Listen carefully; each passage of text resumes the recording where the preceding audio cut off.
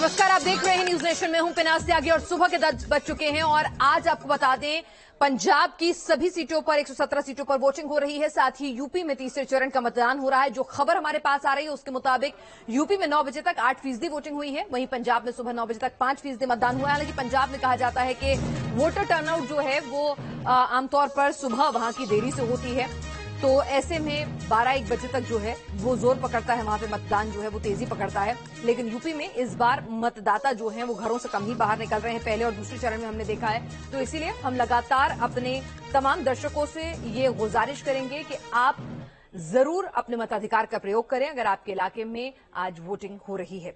हमारे साथ हमारे रिपोर्टर्स चप्पे चप्पे पर तैनात हैं। आपको बता दें कि 627 उम्मीदवार जो हैं कुल अपनी 16 जिलों की 59 सीटों पर किस्मत आजमा रहे हैं उत्तर प्रदेश में। वहीं पंजाब की भी सभी सीटों पर मतदान हो रहा है, तो हर अपडेट आप तक पहुंचाएंगे हमारे रिपोर्टर्स। लेकिन सबसे पहले चलते हैं फर्रुखाबाद, जहां पर लक्ष्मी उपाध्याय मेरी सहयोगी इस वक्त हमारे साथ जुड़ चुकी हैं। लक्ष्मी, वहां पर वोटिंग टर्नआउट किस तरह का हो रहा है? साथ ही ये भी आपसे जानना चाहूंगी कि कुछ खबरें सुबह आ रही थी कि वहां पर कुछ ईवीएम्स खराब हैं, फिलहाल क्या स्थिति है? एक ओवरऑल अपडेट आपसे। जी पिनाक जी, देखिए मैं तस्वीरें यहाँ की आपको दिखा दूं और अब तक का मैं आपको आंकड़ा बता दूं। सुबह 9 बजे तक का 9.79% फिरोजाबाद की 5 विधानसभा सीटों का आंकड़ा कहता है कि इतना फीसदी यहाँ मतदान हो चुका है। और यहाँ की मैं लंबी लंबी लाइनें आपको दिखाऊंगी जिससे आप अंदाजा लगा पाएंगे कि यहाँ का जो मतदाता है, जो वोटर है, बेहद जागरूक है, बेहद उत्साहित है। सुबह से ही यहाँ पर लंबी लंबी लाइनें लगी हुई है। फर्स्ट टाइम वोटर भी कुछ लोग यहाँ पर पहुंचे हैं। मैं सीधे उनसे बात कर लेती हूँ कि किन मुद्दों को लेकर फर्स्ट टाइम वोटर का वोट बेहद महत्वपूर्ण हो जाता है, क्योंकि जाहिर है कि युवा भविष्य तय करता है किस तरीके के उनमें मुद्दे हैं उनके मन में। हम ये बात कर लेते हैं, पहला वोट डाला भैया? जी, आज पहली बार वोट डाला। क्या मुद्दे थे मन में? मुद्दे ये थे, बस एम्प्लॉयमेंट मिलना चाहिए और रोड वोड अच्छी होनी चाहिए, इस तरह से डेवलपमेंट होना चाहिए, पूरी तरह से एजुकेशन अच्छी होनी चाहिए, यही मेन मोटिव। आपका भी पहला वोट था? जी, क्या मुद्दे थे मन में? विकास हो और रोड अच्छी से। हमारा जो घर है उसके आसपास बिल्कुल रोड खराब है पूरी, वहाँ पे जा नहीं सकते, आ नहीं सकते। सारी रोडें बनने के लिए गिट्टी डाल दी है, कुछ हो नहीं रहा है। एम्प्लॉयमेंट नहीं है और जो इंजीनियरिंग डॉक्टरिंग की जो पढ़ाई होती है उसकी फीस बहुत ज्यादा है, फीस कम होनी चाहिए हमारे लिए। तो आपने देखा और भी कुछ लोग मेरे साथ मौजूद है जो वोट डालकर आए हैं। सर, वोट डाल के आए, क्या मुद्दे हैं मन में? मुद्दे यही है, देश का विकास हो, जातिवाद खत्म हो और शिक्षा पर बेहद जोर दिया जाए, शिक्षा और बेरोजगारी पर। ठीक है।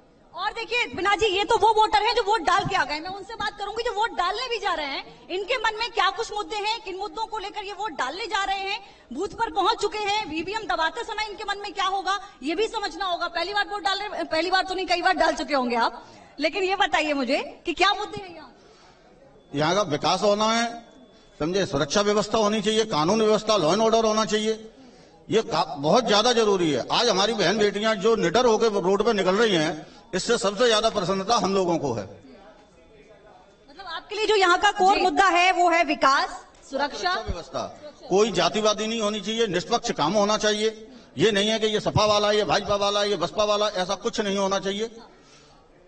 यहाँ मतदान अभिकर्ता भी मौजूद हैं जिनकी यहाँ ड्यूटी लगाई गई है। सब कुछ शांति से चल रहा है पिनाक जी, यहाँ कोई भी दिक्कत नहीं है, बहुत शांति से लोग यहाँ मतदान कर रहे हैं, अपनी बारी का इंतजार कर रहे हैं। भैया सुबह से आप मौजूद हैं, मैं देख रही हूँ, सब कुछ शांति से चल रहा है? बिल्कुल शांति से चल रहा है और वोटर बिल्कुल जागरूक होकर अपने मत का उपयोग कर रहा है।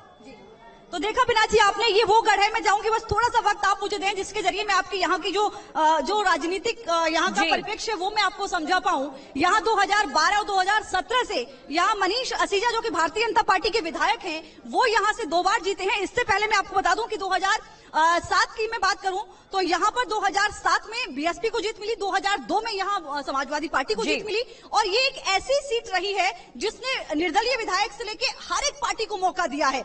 लेकिन कभी कहा जाता था कि समाजवादी पार्टी का ये गढ़ है, लेकिन जैसे जैसे बदलाव हुआ, लोगों के मुद्दे बदले, लोगों की सोच बदली, उसके साथ साथ यहाँ से समाजवादी पार्टी की लोग काफी, वोटर काफी जागरूक नजर आ रहा है लक्ष्मी, और वोटर जो है वो अपने मुद्दों पर चुनाव में अपने मताधिकार का प्रयोग करने की बात कर रहा है। उम्मीद है जब ईवीएम तक पहुंचे तब भी यही मुद्दे रहें, क्योंकि नेताओं की जुबान से तो रैलियों में ये मुद्दे अब गायब हो जा रहे हैं।